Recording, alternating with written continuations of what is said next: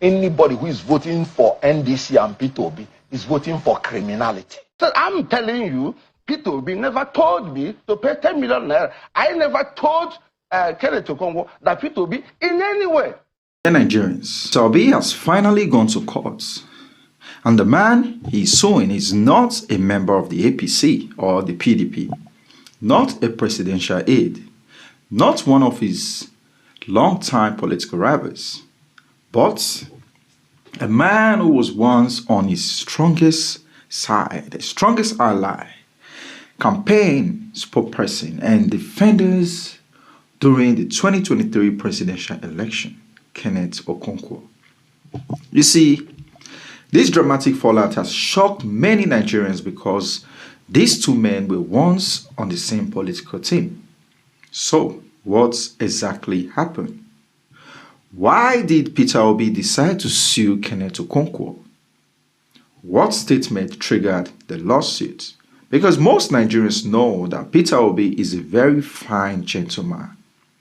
But what could happen if this case eventually gets to trial? In today's video, we'll break down everything you need to know and make sure you watch to the end because this case could have a major implication not only for Mr. Peter Obi and Kenneth Okonkwo, but also for opposition politics ahead of the 2027 general election. Now, a lot of persons will say from allies to political enemies. You see, to understand these lawsuits, we need to understand the relationship between Mr. Peter Obi and Kenneth Okonkwo. Kenneth Okonkwo was not just another supporter of Peter Obi. He was one of the most visible faces of the Obi movement during the 2023 general election.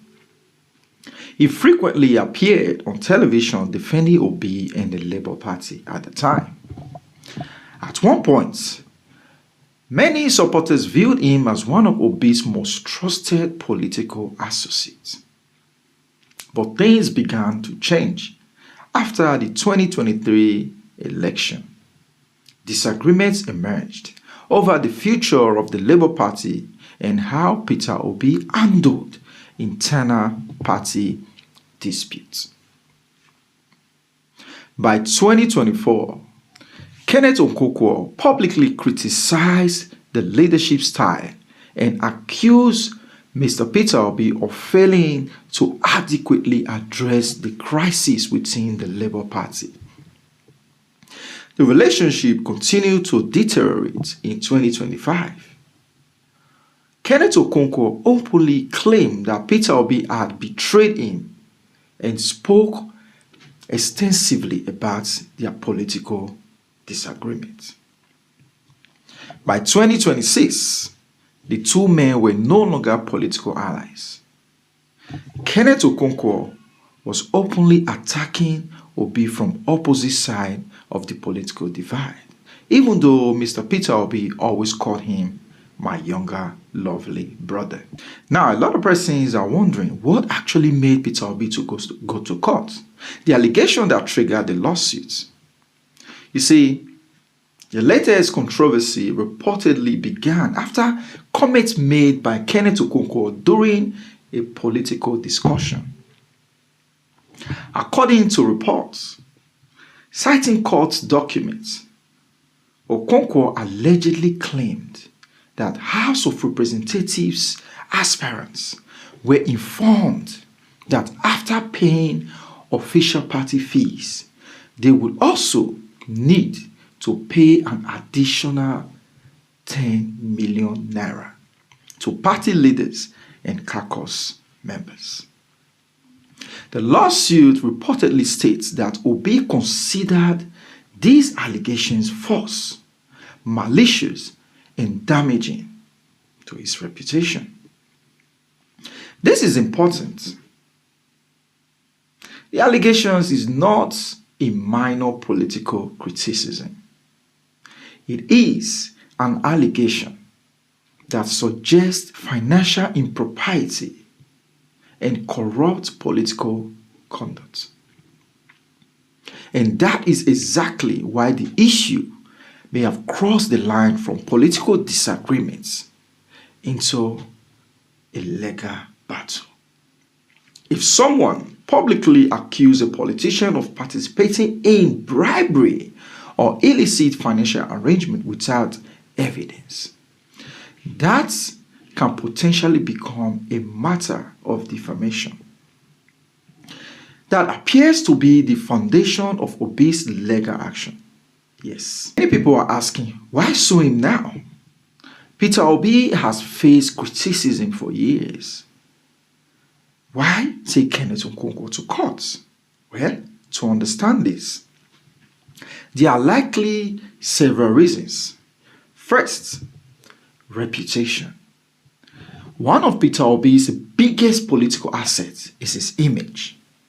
The man will not give shishi, and the man that EFCC is yet to invite because he's clean.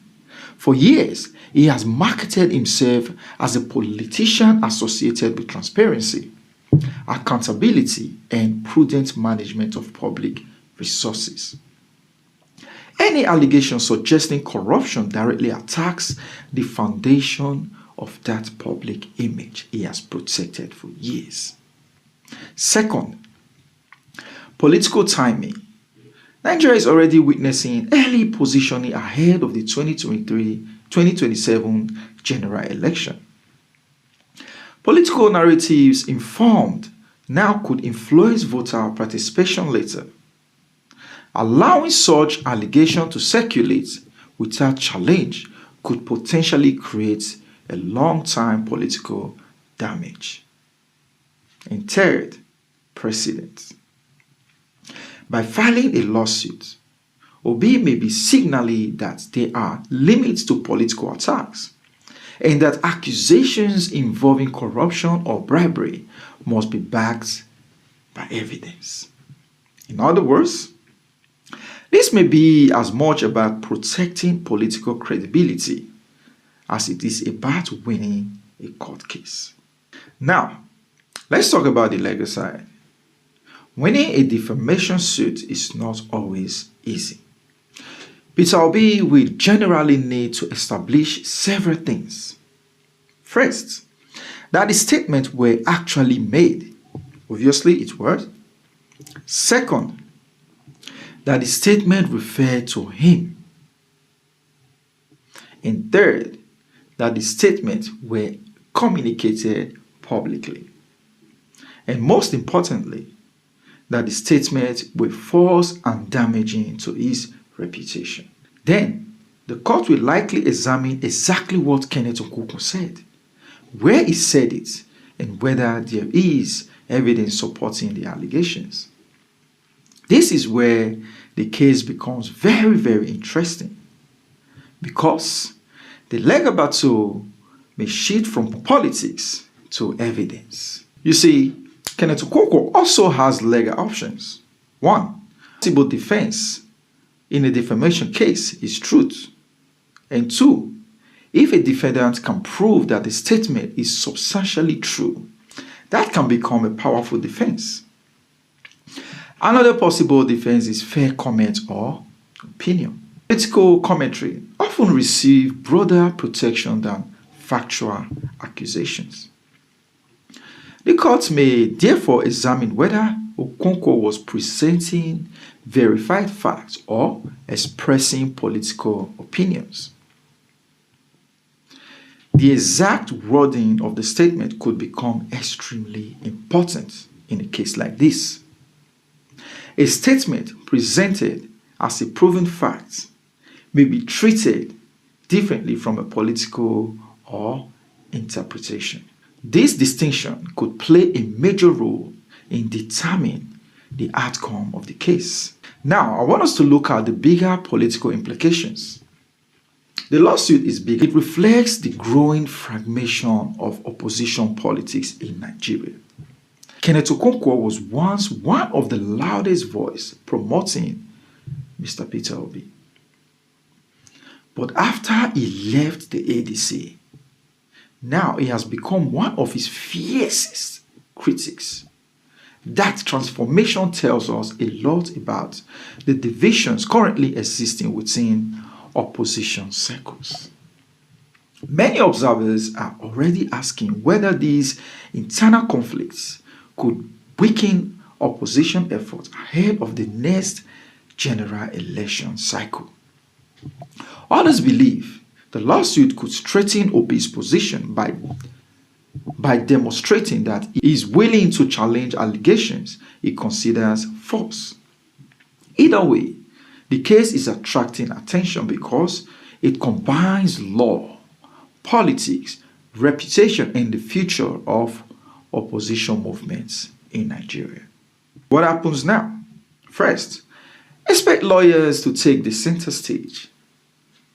There may be exchange of legal filings, response, and potentially preliminary hearings. Second, expect both supporters and critics to use the case to advance competing political narratives. And third, expect intense media attention. Any new court filing, witness statement, or legal argument could quickly become a major political story.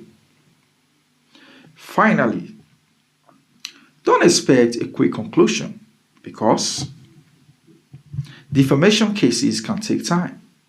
The legal process often moves much more slower than political conversations surrounding it. So while the headlines may move rapidly, the actual court proceedings could continue for months, if not years. Maybe Kenneth Okonkwo should just come out and publicly apologize to Mr. Peter Obi, and then they can go their separate ways and stop defaming him in public. What started as a political disagreement has now entered the courtroom. Peter Obi says the allegations made against him crossed the line and damaged his reputation.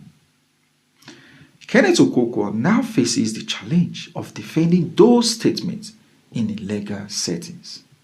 You see, the outcome could affect not only the relationship between the two men, but also broader political conversations heading towards the 2027 election. But one thing is certain, this is no longer just a war of words. It is now a legal battle. And many Nigerians will be watching closely to see what happens next. My people, what do you think? Did Peter Obi make the right decisions by suing Kenneth Okonkwo? Or should political disagreements be settled outside the courtroom? Let me know your thoughts in the comment section down below. Don't forget to like, subscribe, and turn on the notification bell. More political analysis and breaking developments. Thank you for watching. God bless you. Bye.